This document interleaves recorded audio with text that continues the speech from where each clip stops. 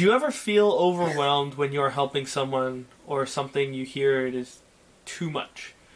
And if yes, what do you do to cope with overwhelming feelings? There are times that I feel overwhelmed.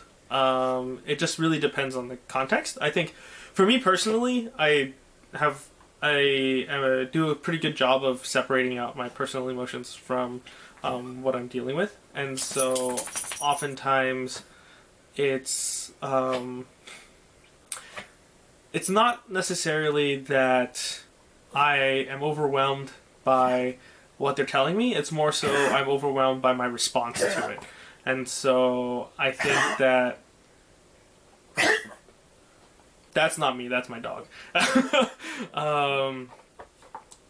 So when it comes to feeling overwhelmed, a lot of the times it's because of my own kind of what we call countertransference, where I'm taking in what the person is saying and it's bothering me for whatever reason.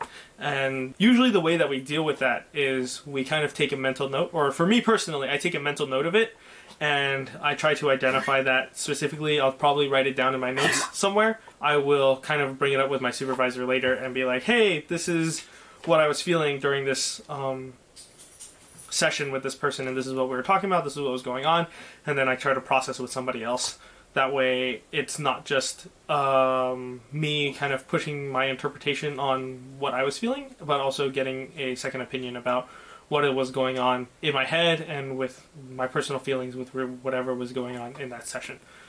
I think the things that challenge a therapist in the therapy session are different for everybody, and we are all people too, so we have our own experiences, and the things that people say, the things that people talk about in session will often bother us on personal levels. And so each person has their own way of kind of dealing with it. That's generally the way that I deal with mine, is to process with somebody else. So